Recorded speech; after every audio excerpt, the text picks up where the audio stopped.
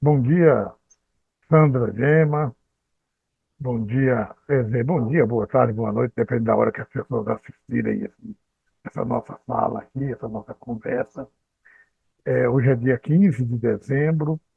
Eu tenho a alegria de finalmente estar conseguindo conversar com a professora Sandra Gema, amiga de longa data, que já me empurrou com a barriga algumas vezes, fugindo dos convites para a gente conversar.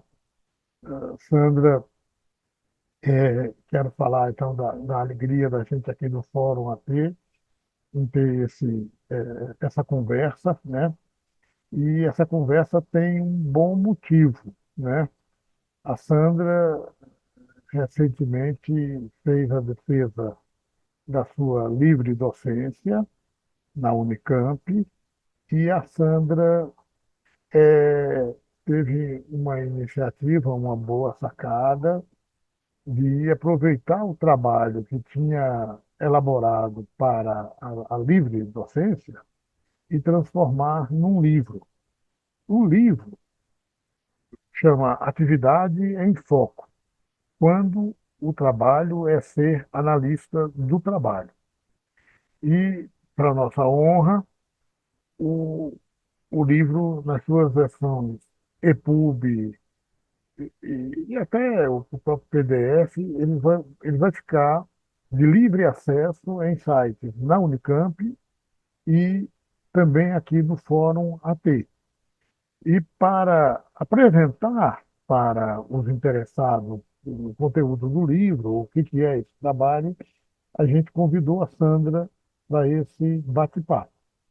Como a gente faz em todas as conversas do fórum, a primeira pergunta para o nosso entrevistado é que o convidado se apresente por si mesmo. Então, professora Sandra Gema por Sandra Gema, como prefere ser apresentada?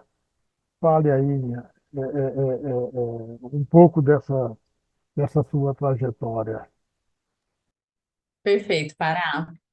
Muito obrigada, né, pelo convite para participar aqui dessa conversa.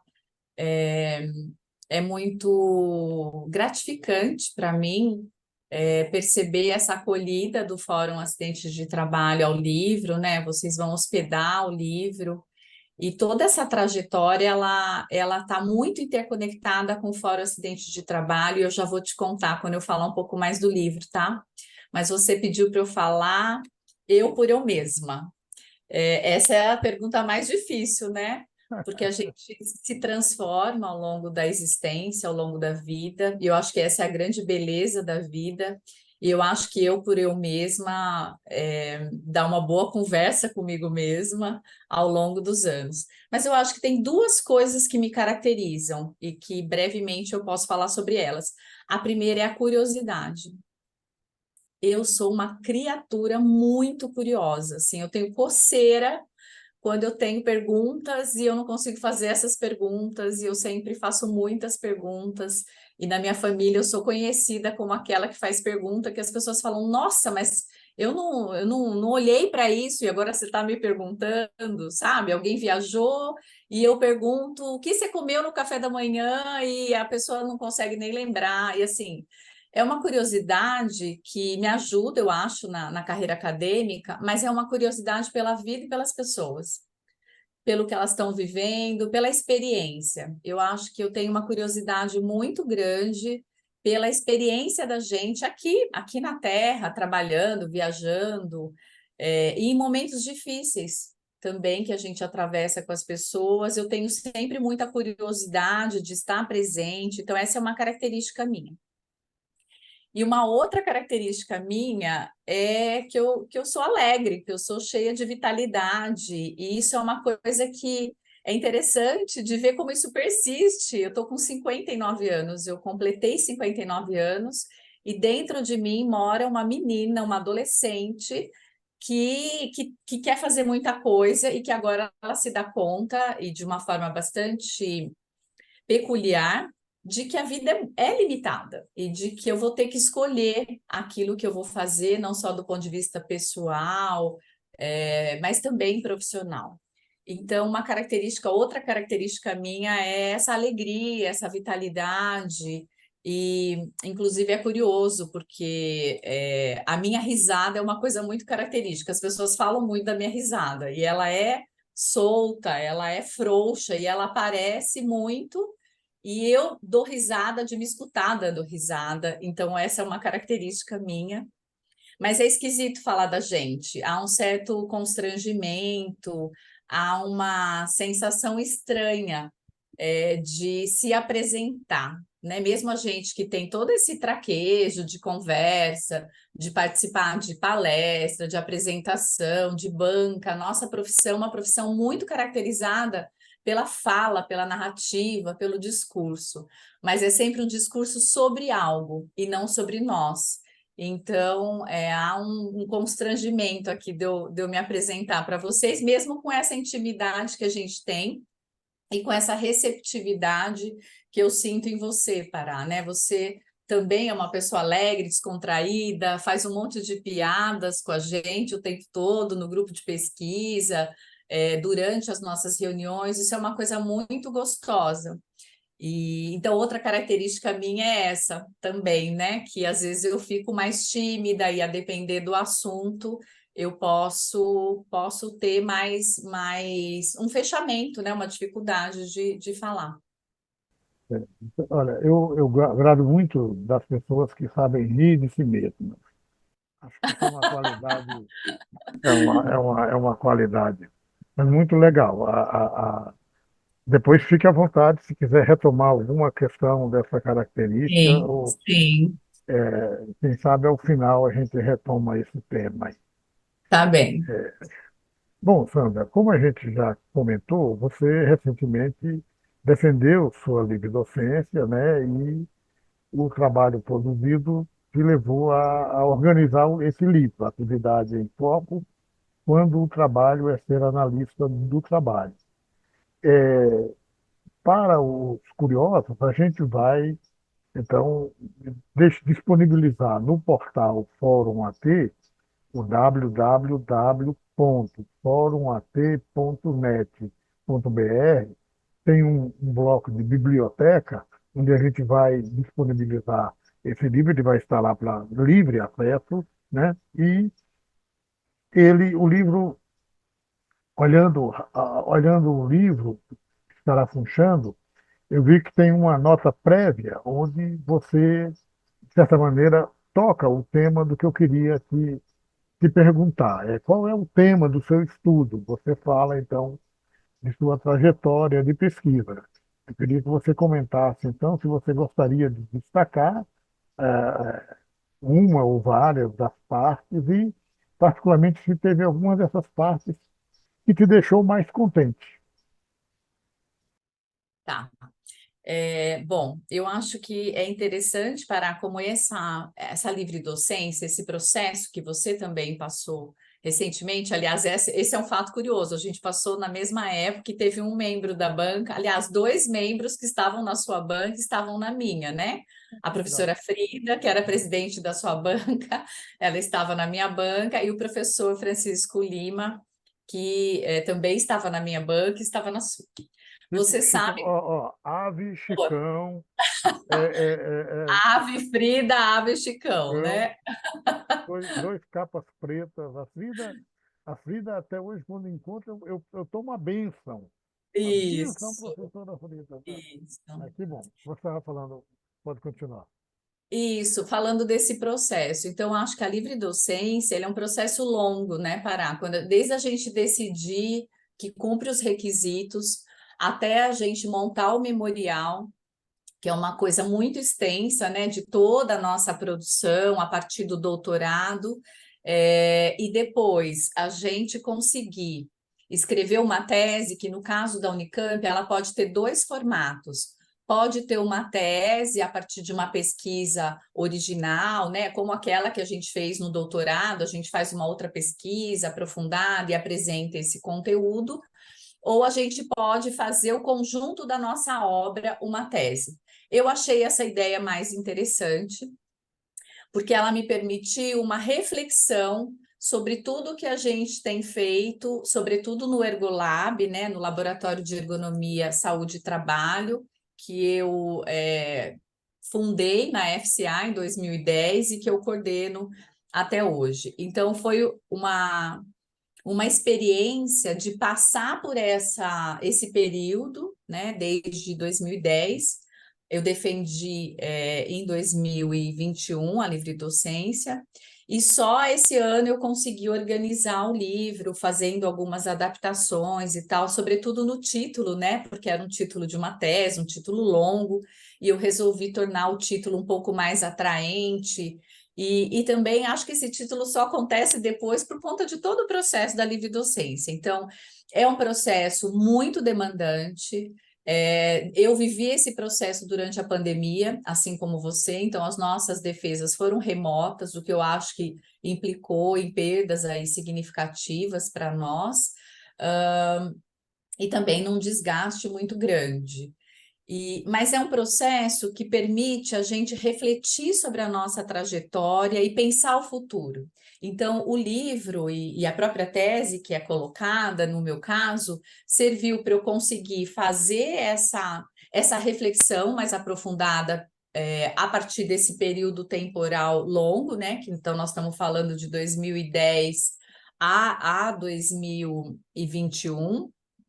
Mas como a gente entrega os documentos um pouco antes, vamos fechar aí que é mais ou menos uma reflexão sobre 10 anos aí de pesquisa, de ensino, de extensão, de atividades administrativas que aparecem no memorial, mas que não estão retratadas no livro, porque no livro eu estou com foco em mostrar o resultado de pesquisa, porque é isso que a gente é mais avaliado e a gente sabe que essa é uma questão muito importante para a produção do conhecimento.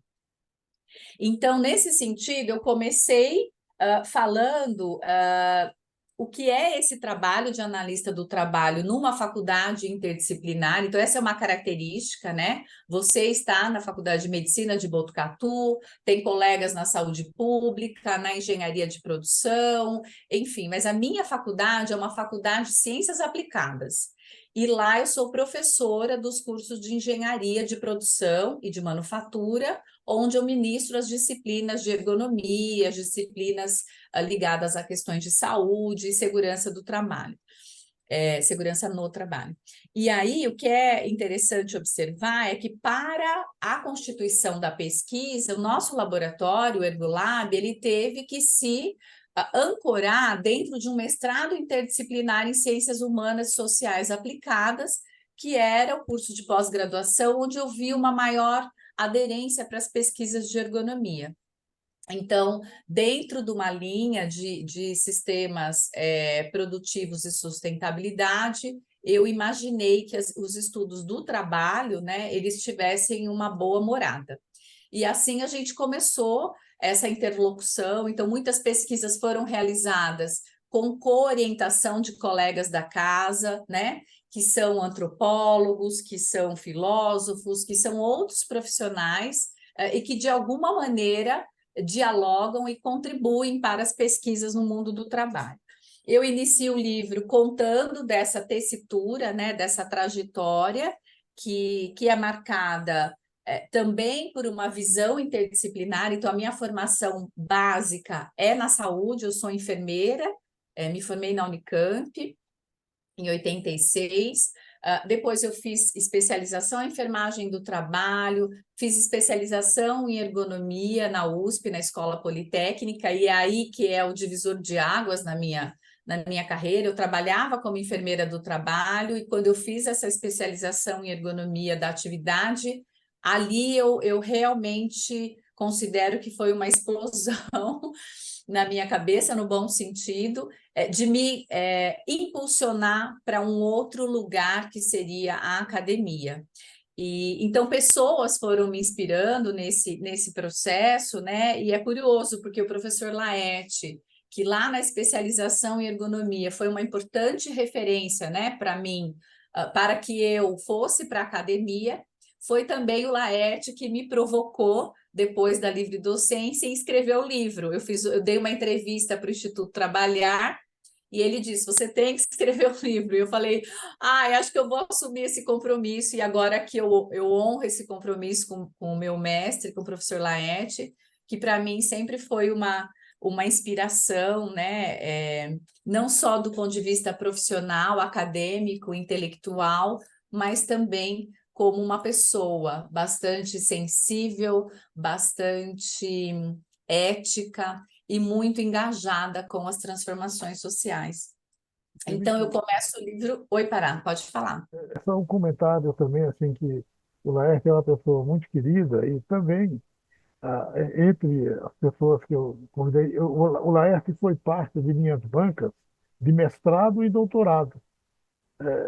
Foi Que convidado. legal, olha aí, mais uma conexão com a gente. Ele foi meu co-orientador de mestrado. Ah, legal. E o Laerte estudava agricultura, né? E como eu fui para a engenharia agrícola, né? Então, meu mestrado e meu doutorado foram na engenharia agrícola, então Laerte também foi uma figura muito importante para me auxiliar na investigação sobre o mundo rural, sobre o trabalho na agricultura, né? Ele também que se debruçou no doutorado dele sobre agricultura. Então, veja como aqui a gente está vendo essa tessitura de histórias, de trajetórias, né? Como que a minha trajetória e a sua também se conectam.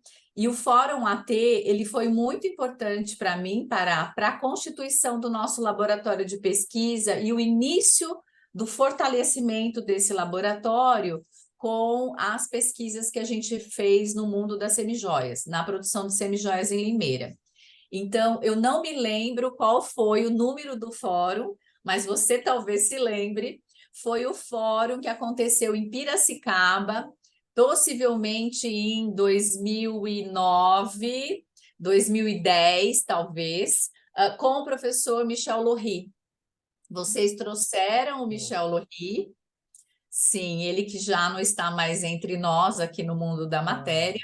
Ele estava lá em Piracicaba e eu fui vê-lo, porque por vocês, eu já tinha conhecido, né, tido acesso a esse tipo de abordagem dos acidentes de trabalho e tudo mais. Então, eu fui para lá, para o fórum, foi muito rico o fórum, inclusive, eu lembro que eu me nutri muito desse fórum, e lá foi onde eu me aproximei mais do Rodolfo, porque eu tinha conhecido o Rodolfo na África do Sul, num congresso do ODAN, daquele congresso de administração e gestão, né, onde se discute muito ergonomia e tal.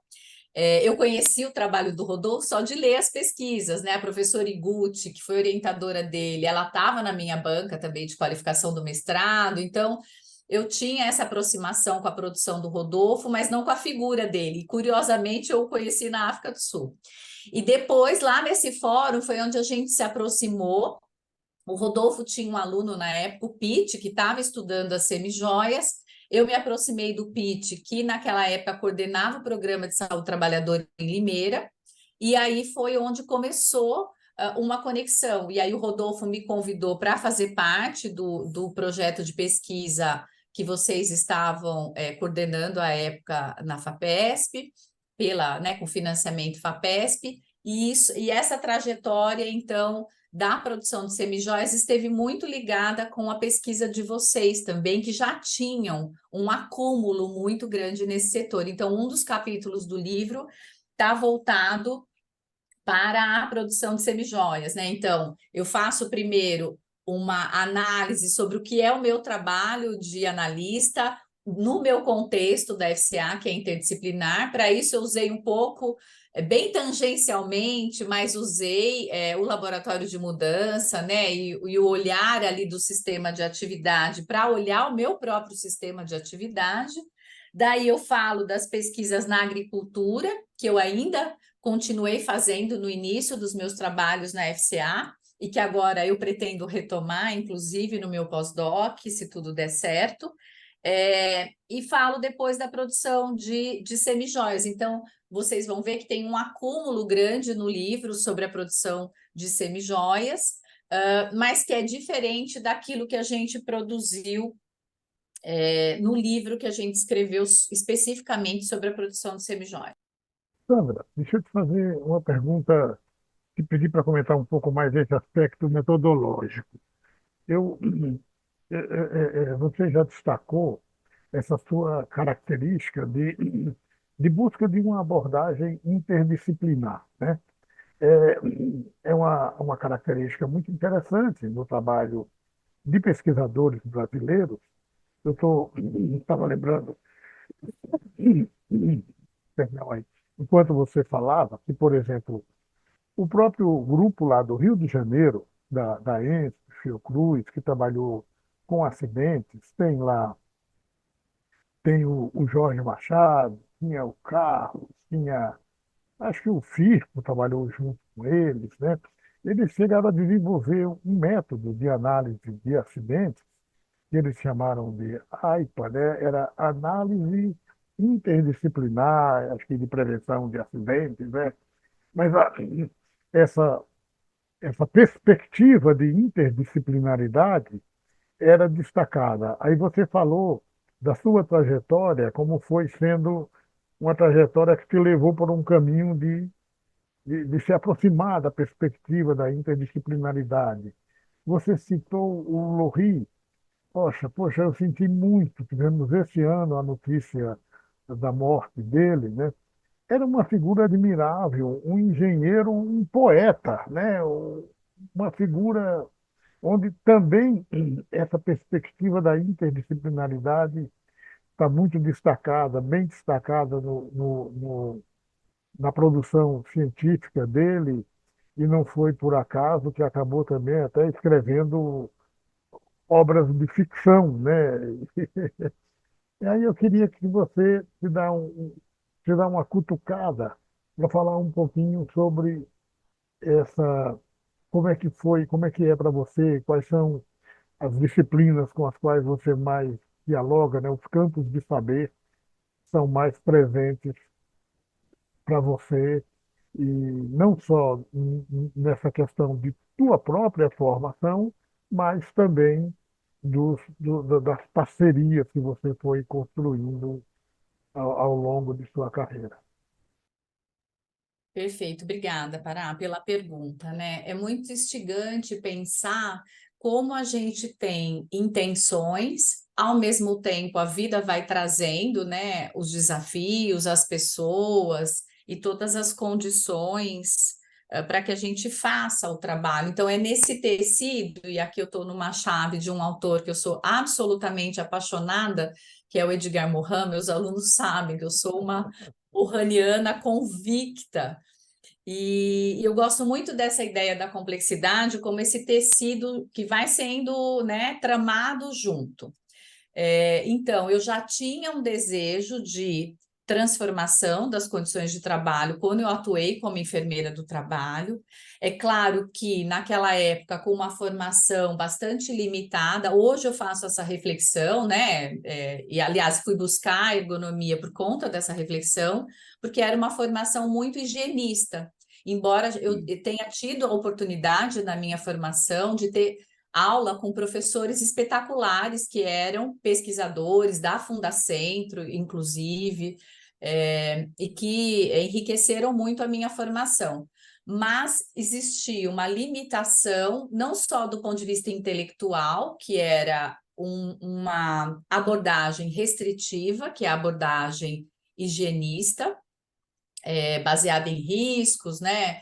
Uma visão também, às vezes, de uma promoção da saúde muito limitada nos ambientes da, da indústria, da transformação, do setor de serviços, enfim, eu trabalhei em diversas empresas com diferentes tipos de produtos e serviços, mas então também uma limitação estrutural, né? Como profissional de saúde dentro de uma organização, do SESMIT, no caso, a gente fica muito amarrado, muito limitado.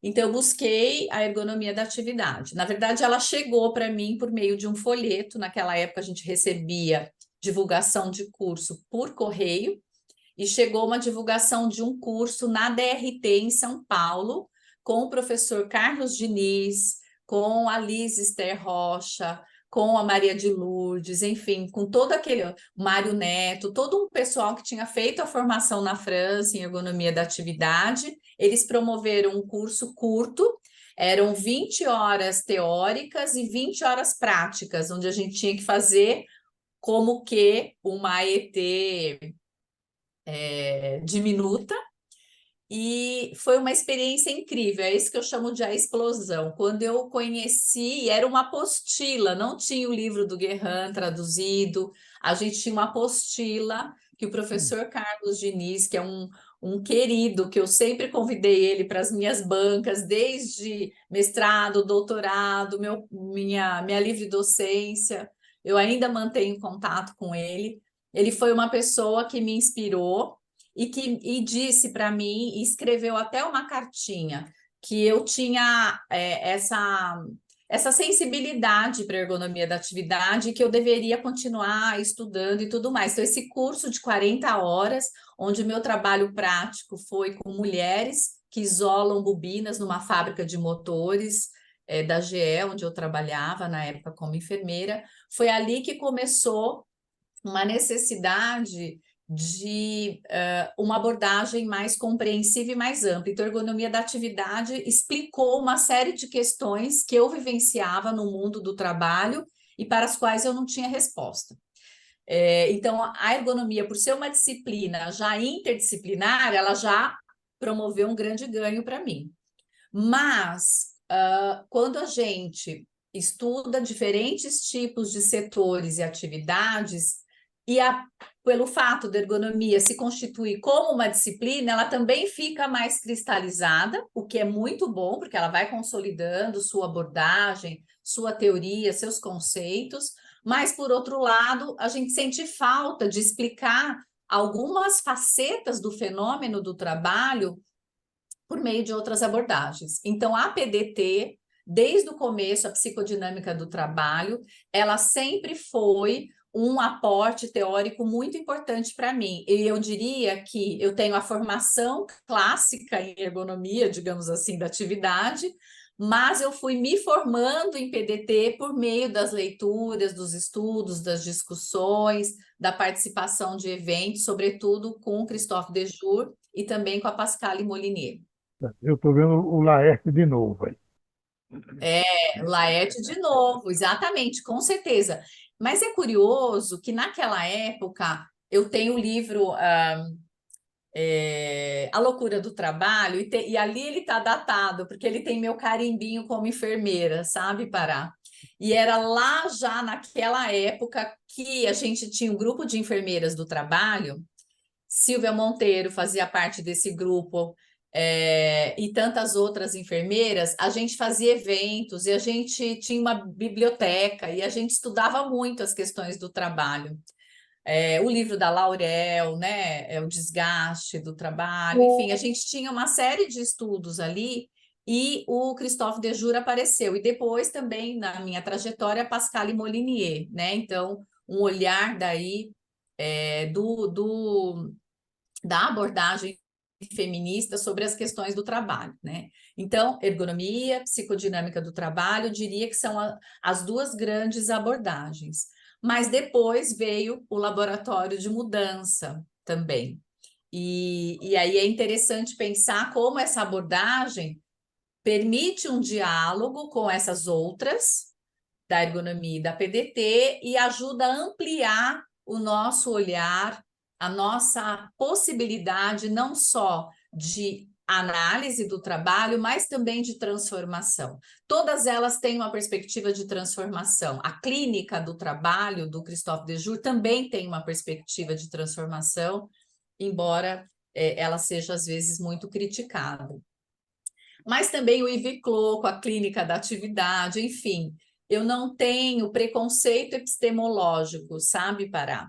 Eu acho que esse hackeamento que a gente pode fazer das áreas tem um risco, que é o risco da superficialidade, é o risco de não manusear adequadamente os conceitos, mas eu acredito numa chave morraniana que eles também, que essa forma de construir permite uma promessa também de uma amplitude na visão sobre o mundo do trabalho. Legal, Sandra. Bom, eu queria te perguntar, ainda voltando à tua história aí da livre docência, né? Você já comentou a trajetória que está refletida no livro. Você gostaria de comentar alguma coisa sobre sua defesa, sobre como é que foram os encontros, os embates ocorridos, alguma curiosidade aí? Eu, quando aproximo do Chicão, eu sempre tremo nas bases. Todos nós, né? Bom, uma curiosidade sobre a minha defesa começa antes da defesa, que foi eu praticamente consegui gabaritar a leitura das últimas publicações do professor Francisco Lima. Claro, a professora Frida, já trabalhando com ela no nosso grupo, a gente acompanha, né, ali as questões.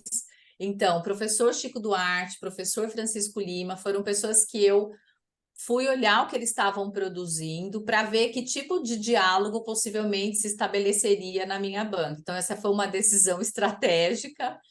E assim como você, eu temia muito o que será que o professor Francisco Lima ia me perguntar, o Chicão, né? O que ele ia me perguntar.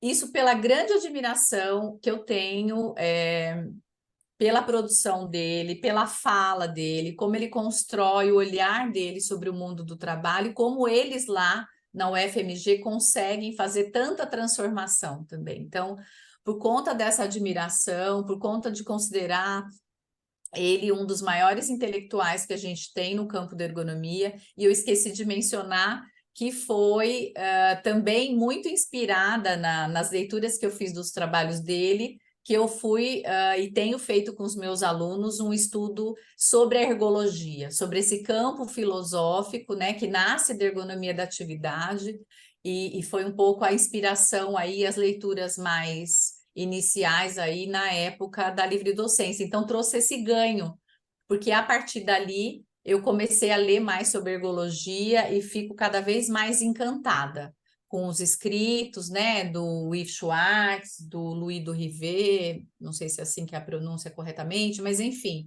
dos demais autores, né, que dialogam com outros campos. Agora a gente discutiu nessa semana que passou, não, na segunda-feira a gente discutiu o texto que fala sobre a linguagem na atividade, então uma entrevista, né, com Daniel Faita, que é um linguista. Então, quantos saberes, quantas teorias que a gente pode dialogar e fazer avançar o conhecimento. Então, isso é um pouco que essa trajetória interdisciplinar me traz e permite, no nosso mestrado, que a gente faça essas costuras por meio da colaboração de outros colegas que trabalham com fenomenologia, que trabalham com antropologia, né, como eu já citei, com sociologia crítica, com economia, com ciência, com as ciências voltadas para o mundo das políticas públicas. Então, esse diálogo tem sido bastante frutífero. Legal. Bom, eu queria te perguntar se você quer comentar mais alguma coisa sobre a organização do livro, né? E, por exemplo, você citou a mudança do título, né, em relação à tese. Você quer comentar algumas outras adaptações e dizer que eu achei a capa muito bonita. Uma belíssima escolha. Não sei como que você chegou ali nessa produção, mas parabéns. Tá? Eu vou te Gradei dela. Que bom, que bom. E você que é o homem dos livros também, né? Você gostar de uma capa, para mim é muito interessante. Para mim, para a capa de um livro é um quadro. É aquela sensação que a gente tem quando a gente está diante de uma tela e que ela nos impacta e ela diz muito para a gente por meio das imagens. Então, esse processo de achar imagens que numa capa de um livro reflitam em parte aquela construção que o livro traz foi algo que eu aprendi lá na engenharia do trabalho. Então a gente teve muita discussão de como a gente ia fazer um livro que não tivesse aquele formato tradicional de imagens de trabalhadores, né? Que não tivesse o homem vitruviano na capa. E lá surgiu a ideia de trabalhar com arte. No princípio, a gente não sabia muito como era, e aí, conversando, eu, Daniel, Raoni Rocha, Alessandro e Amanda, a Amanda nos contou das aquarelas da Márcia. E aí, a gente, lá no livro da Engenharia do Trabalho, trabalhou com essas aquarelas que ela produzia, inclusive nas reuniões, né, nas discussões. Então, são aquarelas que são enraizadas na percepção dela do mundo do trabalho e que tem uma plasticidade, uma estética fenomenal. E ali, esse gosto que eu adquiri no livro Engenharia do Trabalho, eu queria trazer essa perspectiva estética para o meu livro. E aí começou um processo muito longo, mas muito gratificante, e aqui eu quero fazer um agradecimento super especial ao Murilo, que é meu aluno de pós-graduação, Murilo Maluf, que faz uma pesquisa no CAISM, né, no Hospital da Mulher, na Unicamp, no centro obstétrico. Ele está fazendo um diálogo entre o ambiente construído, reconstruído e a atividade das enfermeiras. Mas o Murilo tem toda, por conta até talvez da própria formação dele, um senso estético, uma capacidade aí de lidar com as imagens, e eu pedi a ele esse auxílio. E aí ele leu o livro e aí ele falou: mas o que você quer? E aí, então, respondendo a sua pergunta, as duas grandes adaptações que eu fiz foi o título do livro, transformá-lo num título mais palatável, pensar também os capítulos do livro, a descrição de uma forma que atraísse mais o leitor, que não necessariamente só o pesquisador do mundo do trabalho, mas também uma capa que traduzisse um pouco dessa minha experiência. E a gente gravou muitos áudios, a gente se fala muito no WhatsApp, então é áudio que vai, áudio que vem. E aí eu falei para ele, falou, mas que cores você quer, o que você imagina? Eu falei dessa coisa que eu queria uma obra de arte, que eu queria que fosse azul e laranja, mais ou menos, porque são cores que eu tenho afinidade. Curioso que eu estou de azul aqui, não foi premeditado, agora que eu estou falando e estou conversando com você, eu vejo que tem azul, tem laranja aqui atrás de mim, mas enfim, essas coisas que a vida traz que a gente não planeja. E aí o Murilo começou a trabalhar nessa ideia e ele tem um quadro na casa dele, que quando ele olhou para o quadro, depois da nossa conversa, ele pensou que podia ser uma possibilidade, que é essa obra de arte da Helenice, e que ela gentilmente cedeu aí os direitos para a gente usar no nosso livro. Então, é uma mandala, o quadro inteiro é uma mandala completa, mas como a análise do trabalho é sempre algo incompleto, é sempre esse foco que a gente dá. Então, por isso que eu chamei atividade em foco, porque é sempre um foco que a gente dá, e que o meu trabalho em si também, ele nunca consegue olhar mesmo aquele foco, daí essa tela branca, esse véu que cobre a realidade, onde está o meu nome e tal, vocês veem que tem um véu branco ali, que traz uma opacidade para a realidade, porque a gente não consegue apreender a realidade. E também só uma parte dessa realidade que a gente ali fica estudando e focando, mas também como uma análise do meu próprio trabalho, um trabalho sempre incompleto, sempre parcial, sempre por fazer. Então, o livro, a contracapa traz o restante da mandala, também seguindo um pouco aquela ideia que a gente teve na engenharia do trabalho, de dar essa continuidade, e, sobretudo, para o trabalho autoral que o Murilo teve de construir uma mandala digital para cada um dos capítulos. Se vocês observarem, do capítulo 1 até o último capítulo, a gente tem as mandalas que vão se constituindo, como que é a análise do trabalho. A gente começa ali conhecendo muito pouquinho da atividade e depois esse olhar vai se ampliando até fazer Ah, completar essa visão do quadro. eu tô, eu Então, tô, eu estou com um livro aberto aqui e isso. dá belíssimas imagens, realmente. A gente dedicou, e foi ideia do Murilo também, uma mandala que abre cada capítulo e ela está sozinha na capa, para dar essa ideia do quanto o quanto esse olhar, né, que a gente tem para o trabalho, ele é multifacetado, que a mandala tem essa característica da trama, do tecido, a gente volta lá para o complexo do Mohan, né?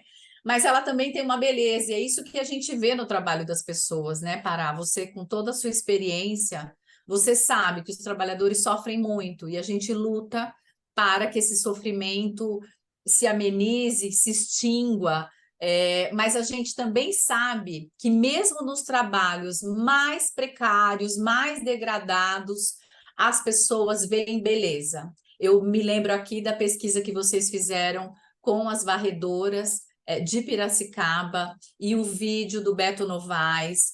Que beleza que há naquele trabalho, que degradação, que dificuldade, que precariedade e ter sido junto com essa precariedade, essa beleza, esse conhecimento, essa expertise que essas mulheres trazem. Então, a mandala, ela tem também essa capacidade. E é um trabalho exaustivo esse de análise que a gente faz. Ele não, e a mandala é um trabalho difícil de fazer. Exige toda uma simetria, um equilíbrio, e isso me remete para a minha trajetória pessoal e de vida. Porque ninguém é analista do trabalho descolado da própria vida, da própria existência e das relações que a gente estabelece com os demais. Então, a vida da gente é uma mandala que a gente vai pintando, que a gente vai procurando no detalhe, mas também procurando nessa visão mais ampla. A gente faz esses movimentos, eu acho, de aproximação e de distanciamento da nossa história, de reflexão. E eu fiz essa reflexão na livre docência para não só sobre a minha produção acadêmica, mas também do que é a minha história. E aí, de novo, as nossas histórias se conectam, porque você é da Paraíba e a minha mãe é da Paraíba. O meu pai é do Piauí e a minha mãe é da Paraíba. Então, eu sou filha de nordestinos, imigrantes, né, que migram para São Paulo e que se constituem como essas pessoas que ficam nesse intermeio, nesse between, sabe? E que eles não são mais nordestinos, quando eles voltam lá, as pessoas não acham que eles são mais nordestinos e eles jamais serão paulistas. Então, meus pais fizeram essa trajetória e tinham todo esse apreço pelos estudos, mas aí eu resgatei histórias dos meus avós. Minha avó era uma costureira, ela fazia tecido de verdade, costurando de verdade. Eu costuro só ideias. Então, foi um pouco esse resgate da história, Pará, que está retratado na capa do livro e nos capítulos, nas mandalas que gentilmente e graciosamente, gratuitamente, o Murilo fez, a capa e as capas dos capítulos. Você falou de Paraíba, né? Era sua mãe que era da Paraíba, né? Sim, minha É. mãe, Francisca Pires Rolim. Na época era Rolim, hoje é Francisca Pires Bezerra. Você lembra a cidade? Sim, minha mãe é de Cajazeiras. Ah, Cajazeira. Cajazeira. Cajazeiras, Eu, eu, sim. eu conversei bastante recentemente com uns colegas, com um amigo, um casal aí que foi até a Paraíba, passou em Cajazeiras, enfrentou um calor tremendo lá. Mas, já que você falou também de. Aliás, eles trouxeram para mim uma belíssima gravura de um, de um artista que faz muita capa de cordel. Tô Eu aqui, amo cordel. é, Se depois você achar, você me mostra. vou organizar depois ali. Mas, como você citou o seu pai, eu li, terminei de ler essa semana esse livrinho aqui, que, que eu ganhei de uma querida colega aqui, ex-diretora da Faculdade de Medicina, professora Kika. A Kika, esse livro, O que é Meu, o José Henrique Bortolucci é um sociólogo é, do, e leciona na Getúlio Vargas. Ele escreveu esse livro sobre a história do pai dele, a história de vida do pai dele. Lindo, lindo, muito tocante. E o pai dele era motorista de caminhão. O meu pai também foi motorista de caminhão, então muita identificação. e uma belíssima homenagem. É uma... Depois eu peço que você dê a sua sugestão final de leitura para os nossos, para quem assistir a nossa conversa aqui. Mas eu queria Perfeito. é, te passar a palavra e perguntando assim, ainda em relação ao livro, você já falou bastante, mas se tem algum tipo de ideia principal que você gostaria de aproveitar para destacar nesse momento, nessa sua mensagem. Você já comentou, olha, a interdisciplinaridade, a trajetória de estudos, mas a palavra é sua. Legal. Eu acho que para o que fica marcante nesse livro é como é possível a gente desvendar tantos enigmas quando a gente se coloca numa postura de escuta dos trabalhadores e trabalhadoras. Eu acho que essa é a grande contribuição do livro, e a gente vê isso em distintos setores. Então, seja na agricultura, seja na produção de semijoias, nos setores de serviço, né, que a gente fez pesquisas em higiene, com trabalhadores, né, da higiene e limpeza, mulheres, sobretudo, na saúde, na alimentação, na educação, também com os eletricistas de linha viva. Quando a gente para olhar e escutar e questionar as pessoas sobre o trabalho, um mundo se revela e os enigmas vão se desvendando. Então, eu acho que uma contribuição de escrever sobre o trabalho a partir da ergonomia da atividade, da psicodinâmica, do laboratório de mudança e do entrelaçamento desses outros campos que eu citei aqui já anteriormente, faz com que a gente veja uma riqueza também de possibilidades de transformação, porque quando a gente apresenta essas análises, alguns problemas vão se construindo de uma forma diferente e outras perguntas vão sendo feitas. E eu acho que a partir de outras perguntas é que a gente pode conhecer cada vez mais. Então, não é um livro que traz propostas de transformação, a gente não tem conseguido fazer isso, e muita discussão se faz nos nossos grupos, você participa de qual é o nosso poder de transformar, qual é o tempo que a gente tem, que são os tempos das pesquisas, para fazer essa transformação. Mas é um livro que eu acho que pode abrir perguntas. E se a gente sabe fazer mais perguntas, a gente está mais próximo de conhecer a realidade do que quando a gente já tem respostas prontas, porque obviamente vão ser respostas simples e para uma realidade complexa isso não vai resolver, né? Então eu gosto muito de uma frase do Mohan que fala que a ignorância reconhecida é menos ignorante que a ignorância que ignora a si mesma. É uma frase que tem até um trava-língua aí para falar em português, em francês, não sei como seria, mas fato é que é essa perspectiva que eu acho que o livro traz. A gente mostra alguns aspectos desses setores que estudamos, desses trabalhadores, porque também não conseguimos estudar todos, né? Sempre tem um foco em algumas funções, algumas tarefas, mas permite aí abrir bastante perguntas que eu espero que possam instigar, sobretudo, os pesquisadores. Junto com as perguntas, vem as veredas e, e, a- e- e outras ferramentas também para irem sendo agregadas na caminhada aí.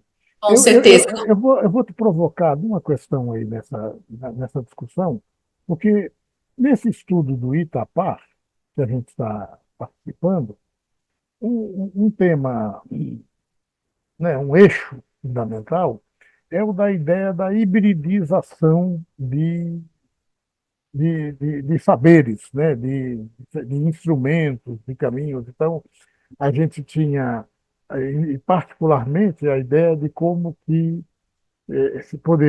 seria possível fazer um híbrido de ergonomia da atividade, principalmente vista nessa nova ideia que é chamada de ergonomia construtiva, uma ergonomia do desenvolvimento, né? E um laboratório de mudanças, onde também a ideia do desenvolvimento, da, da construção coletiva, participativa e do diálogo de conceitos, né? Pudesse se dar. É, é, vou cutucar, quer viajar um pouquinho nesse tema aí? Sim, esse tema foi bem debatido no nosso último encontro, que infelizmente você não pôde estar presencialmente com a gente, mas a conversa toda rolou mais à tarde, para quando o Marçal. Sim, Você não estava, você estava nessa não, hora? não, eu estava dando aulas, infelizmente. Sim, porque eu lembro que você participou remoto, mas acho que à tarde você não estava conosco. É um bom debate esse, e eu acho que esse é o tipo de debate que eu gosto de entrar.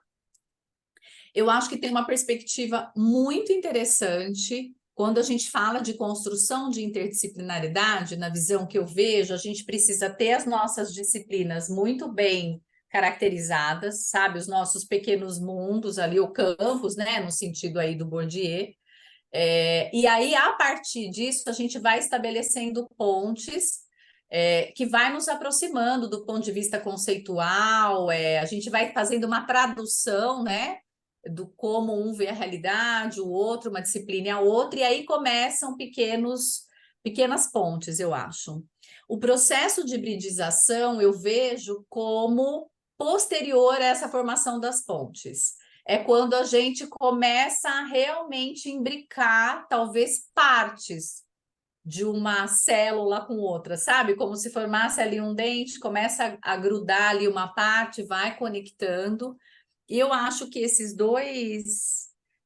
duas perspectivas, né, de pesquisação, que é a ergonomia da atividade e o laboratório de mudança, tem sim muito mais semelhanças do que diferenças, eu acho. Acho até que é um processo de hibridização relativamente mais tranquilo, embora não sem embates, sem questionamentos, e a tarde foi bem quente lá nas discussões, e a gente até falou de fazer um seminário mais teórico para debater os assuntos que a gente não teve tempo de aprofundar, e um deles é essa ideia da hibridização.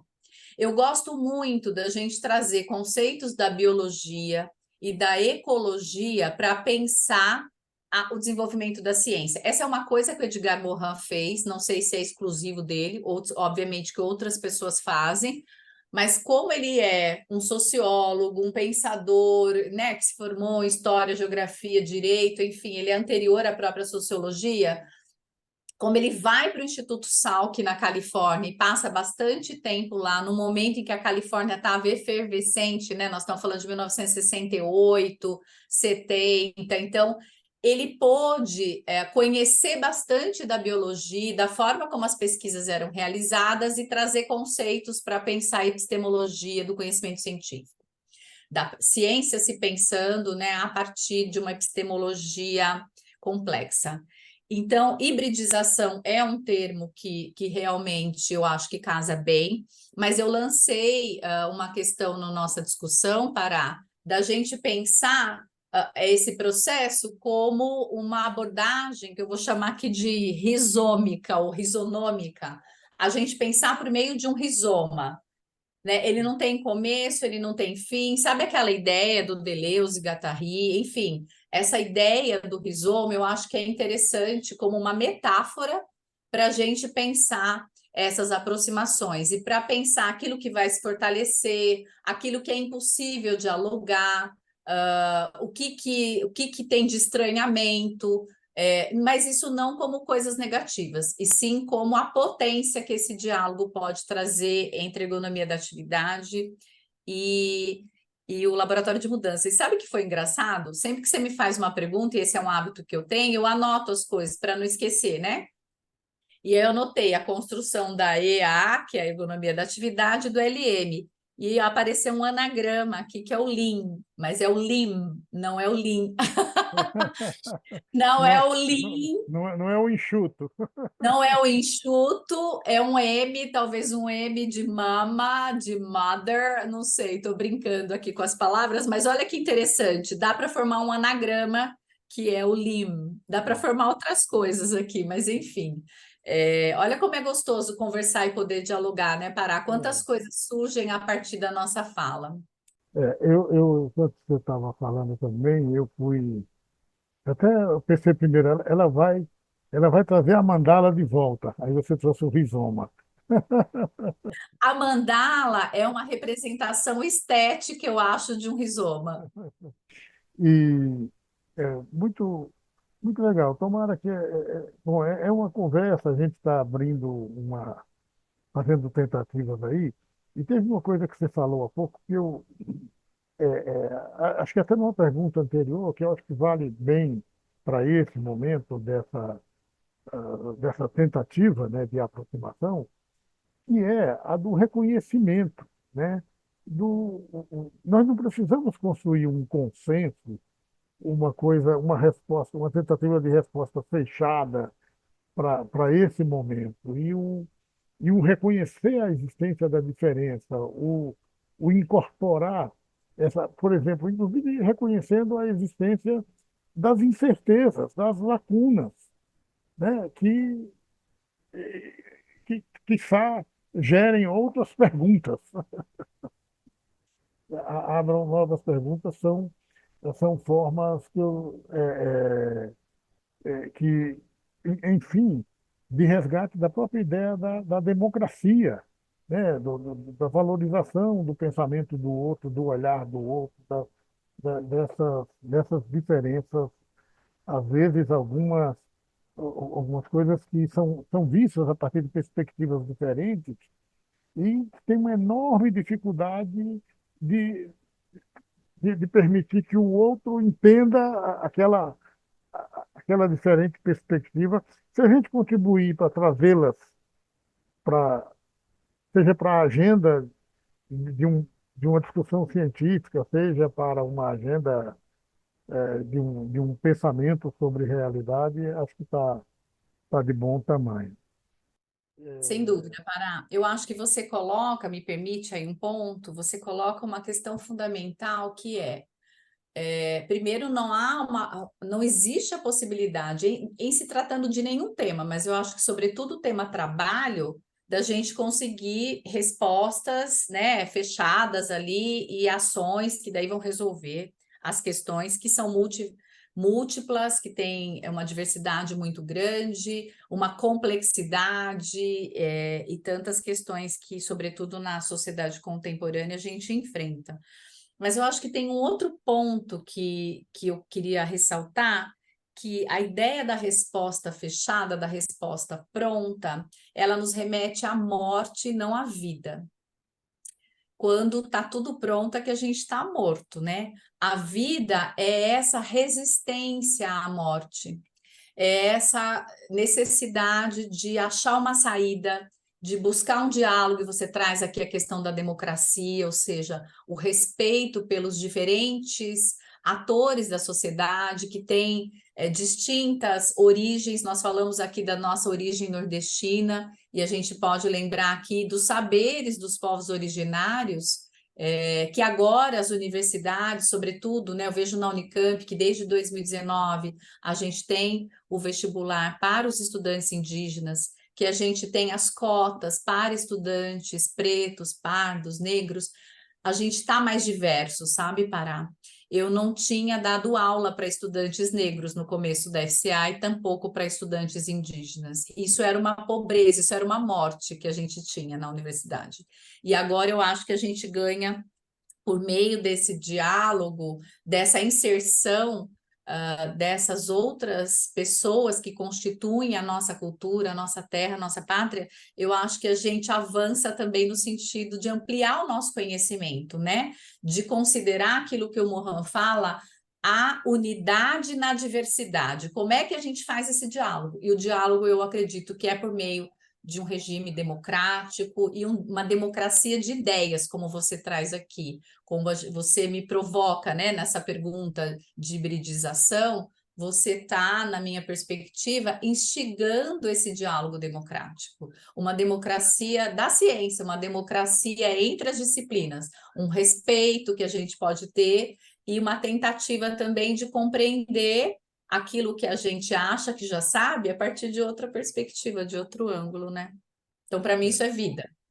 Eu gradei dessa sua metáfora aí, dessa comparação aí de vida e morte. Acho que é bem ilustradora, né, do sentido do que a gente está discutindo aqui.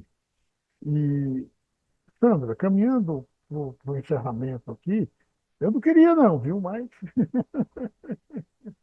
Mas caminhando aqui, eu queria te, te deixar à vontade para as suas palavras finais, mas pedindo que você, é, de um lado, como você é uma grande leitora, né, está sempre com essa sua inquietude aí, a flor da pele, é, a gente teve uma série aqui no, no, no fórum aqui que a gente chamava de prosa, né?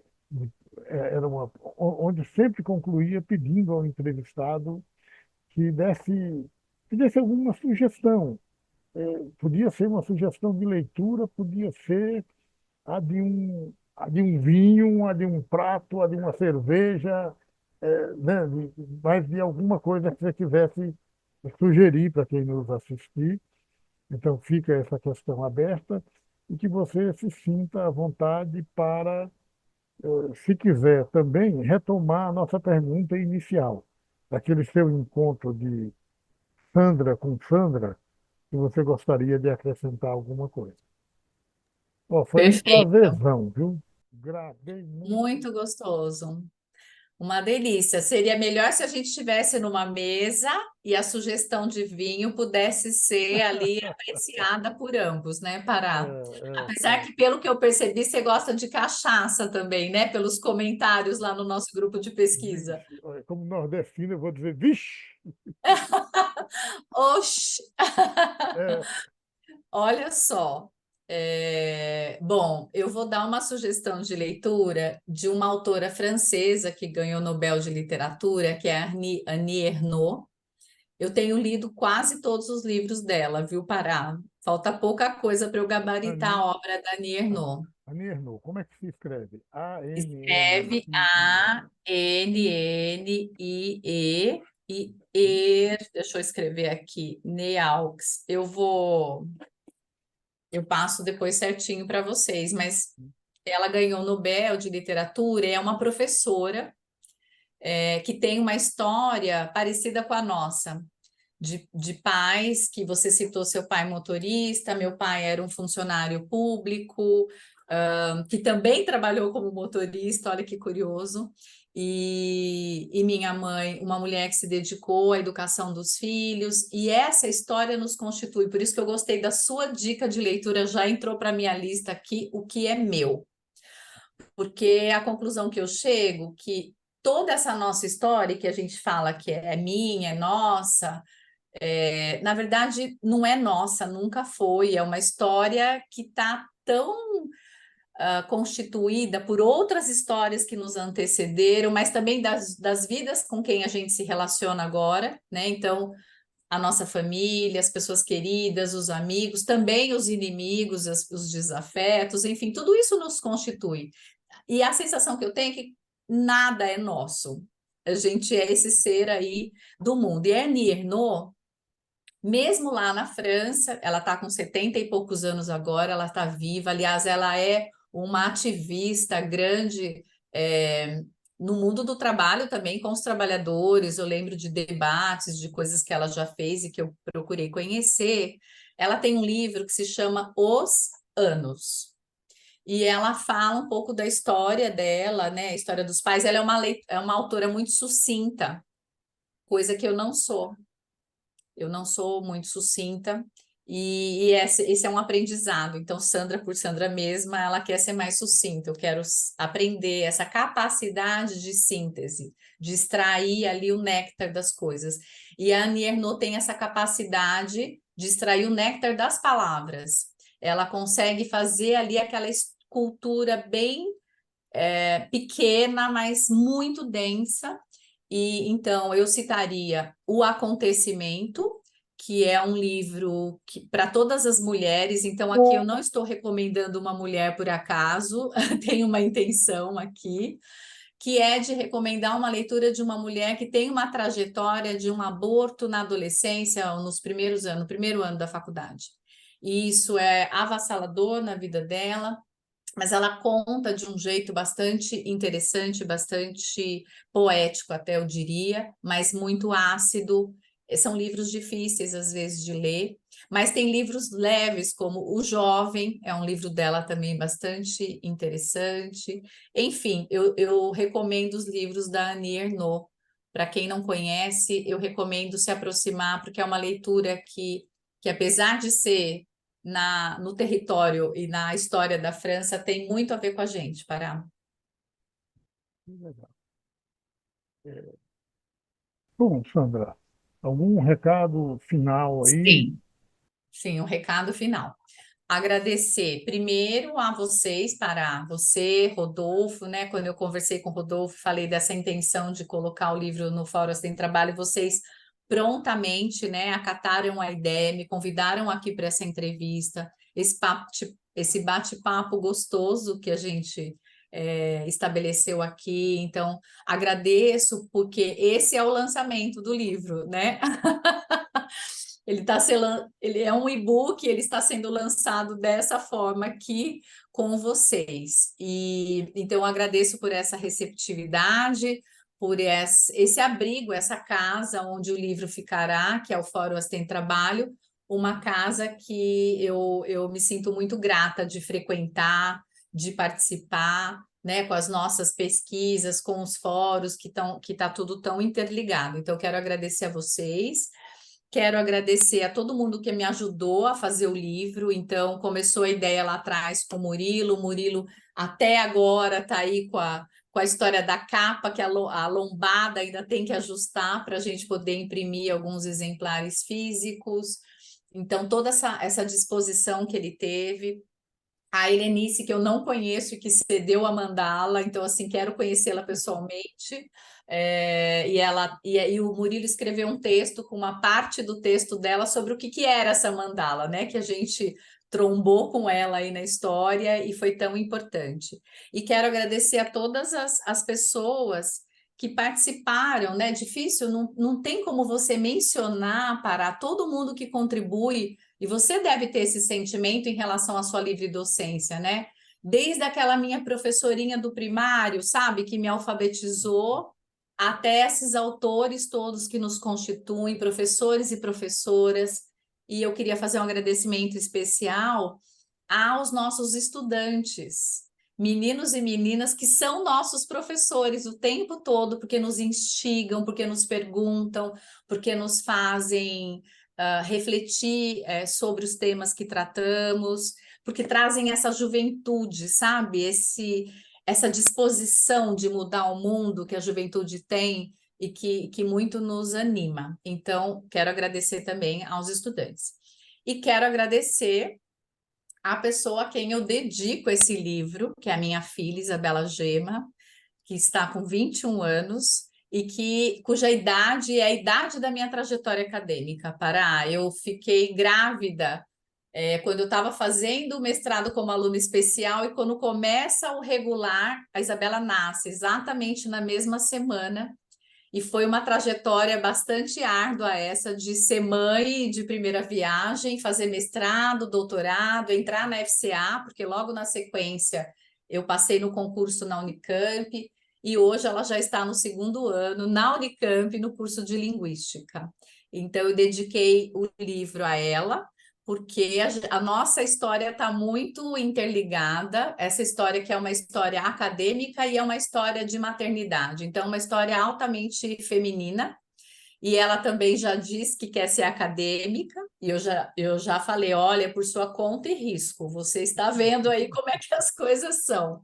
Então, é uma homenagem para ela também, que ter uma mãe acadêmica não é fácil, a gente fica muito ausente e às vezes muito abduzida pelo nosso trabalho, que é extremamente absorvente. Agradecer a minha família, né, sem a qual meu pai e minha mãe, que me incentivaram a estudar desde pequena. Para eles, o estudo representava essa condição não de ascensão social, porque eles já sabiam que isso não ia rolar, mas essa condição de você deter e manipular algo que não pode ser retirado de você. Então, aquilo que a gente aprende, aquilo que a gente lê, que a gente discute, essa conversa que a gente tem aqui agora, a gente leva com a gente, ninguém pode nos tirar. Então, agradeço aos meus pais que me incentivaram a estudar e a, a seguir, inclusive, a carreira acadêmica, né? E a permanecer onde eu estou e sempre me instigando, aos meus irmãos, né? Que me toleram, porque sou a mais velha, então nasceram depois que eu já estava no mundo, isso tem lá suas repercussões complexas. São meus queridos, eu tenho duas irmãs e dois irmãos, então eu estou exatamente ali no meio da mandala, ali, com dois homens e duas mulheres. E agradeço ao João, que foi meu esposo, meu marido, durante 23 anos, que é o pai da Isabela, e que hoje não está mais conosco, mas que foi um grande incentivador no meu mestrado, no meu doutorado, na minha carreira. E agradeço ao Túlio, que agora é meu namorado e que também está comigo nessa trajetória e torna a minha vida mais leve, mais gostosa, mais significativa. É isso, Pará. Estou citando algumas pessoas, mas obviamente que é uma mandala de gente aí para poder citar e agradecer nessa trajetória toda. Legal, fica à vontade aí. Bom, eu queria agradecer esteve com a gente até agora há pouco, até informou que estava ouvindo, a Bruna, né, era uma das suas alunas, mas ela não mandou nenhuma questão aqui. Sim, ela está lá no CAISM já, possivelmente. Ela estava no fretado para fazer a pesquisa dela de campo. Ela está estudando também lá o trabalho na Central de Material e Esterilização do CAISM. Bom, legal, a gente vai encerrar então aqui e acredito que nos próximos dias a gente coloca sobe o vídeo para o canal YouTube e já põe.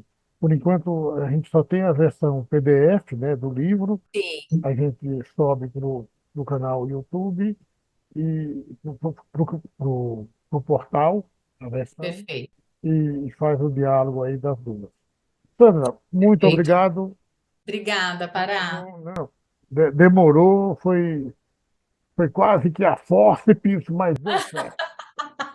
Deu certo. E agora eu vou te fazer uma provocação. Quando é que você vai escrever o seu livro, vai publicar o seu livro da livre docência? Boa provocação. Deixa eu. Estão me chamando ali, deixa eu ir tomar uma água. Tá bom, tá bom, tá bom. Querido, muito obrigada, viu? Foi Ei, muito tchau. Foi gostoso, foi muito prazeroso legal. demais estar aqui com vocês. Muito Brigadão. bom, muito bom. Um Tchau. beijo. Ei, Tchau, tchau. tchau. Eu me dei conta de que eu esqueci de agradecer justamente as pessoas que são mais importantes para a gente quando a gente analisa o trabalho, que são os trabalhadores e trabalhadoras. Invariavelmente, eles nos recebem com uma certa hesitação no começo, mas depois contam suas histórias, não só de trabalho, mas de vida, abrem ali questões, às vezes muito sensíveis, muito delicadas do próprio trabalho, que implicam em sofrimento, às vezes em adoecimento.